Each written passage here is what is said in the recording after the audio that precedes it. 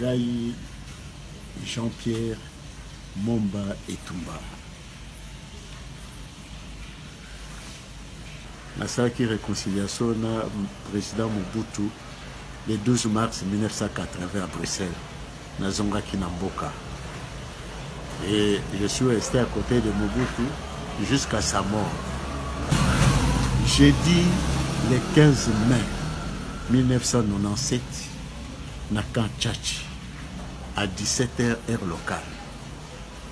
Marshal Mobutu a bengisaki ngai na bandeko mibale ayambaki biso ezali Papa Sokoni Louis, ancien secrétaire particulier et confident ya Patrice Lumumba, na professeur Djembi Mwembo, ancien directeur na biso na francophonie na Paris.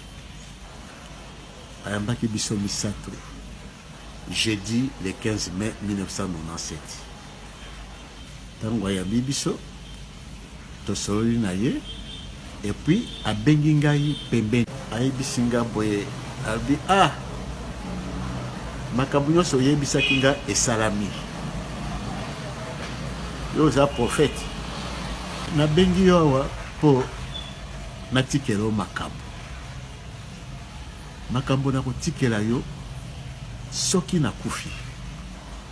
Il faut zila 15 ou 20 ans après ma mort obibisa makambo wana komeka kobimisa mo sikoyo te mpo bakoboma yo. Makambo yango ezali nini?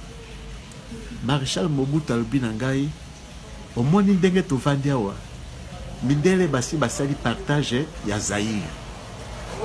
Ngai natuni ngai abi partage ya Zaïre ndenge nini?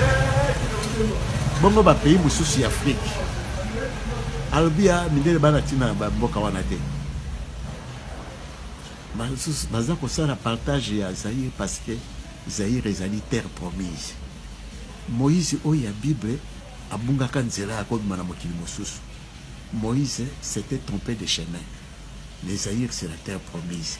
Et puis balobi boye biso bazaïrois, nous sommes des sous-hommes, des ratés. Tous hommes mérités mboka oyo te. Yango wana il faut balongola biso na mokili oyo. Basali partage ya Zaïre. Ezali 1. Président Bill Clinton, il y a États-Unis, François Mitterrand, il y a France, Helmut Kohl, il y a Allemagne, Margaret Thatcher, il y a Grande-Bretagne, Roi Baudouin, na Premier ministre na Belgique. Basali laboratoire moko, na kati laboratoire on a bâti basava mindele.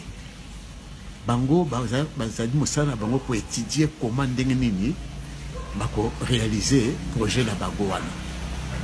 Bon, place laboratoire wana ezali eyebani nano te.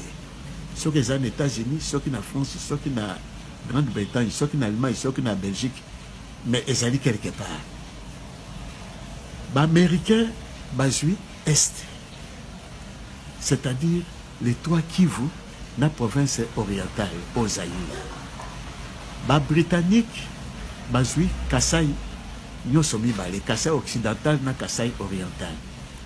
Ba allemand bazui Bandundu na Bazaïre. Ba français bazui Chaba Katanga.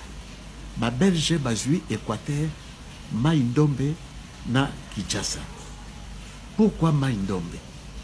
Mai-Ndombe tango roi Léopold a cédaki état indépendant du Congo na Belgique atikalaki na Mai-Ndombe lac Léopold. Alors na 60 ans tozo mérité mboka oyo te. Tita boma ba politicien nyoso.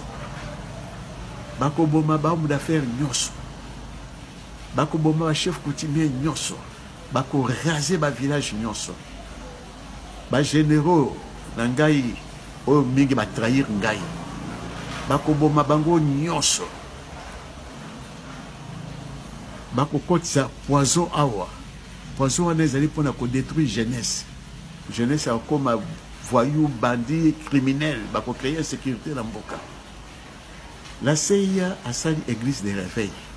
Église de réveil wana bako kotisa yango partout ozali mpona ko paralyser peuple, ko endormir peuple, ko distraire peuple.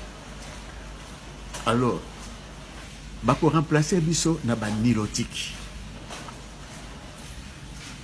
Et puis alobi boye Laurent Kabila lokola aza koya wana na Afrique ye mpe bakoboma ye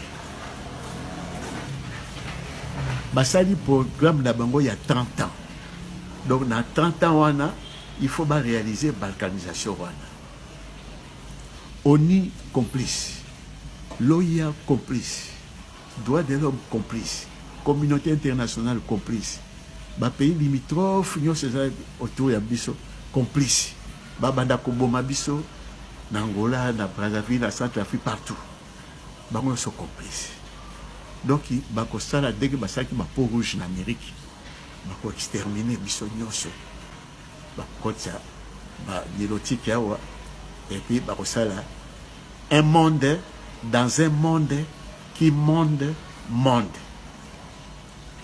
wana makambo Maréchal Mobutu ayebisaki ngai testament oyo atikelaki ngai yango wana lelo oyo namoni ntango ekoki mpo nabimisa yango makambo mpe ezokoleka na mboka moto oso ayeba liloba ya suka Maréchal Mobutu atikaki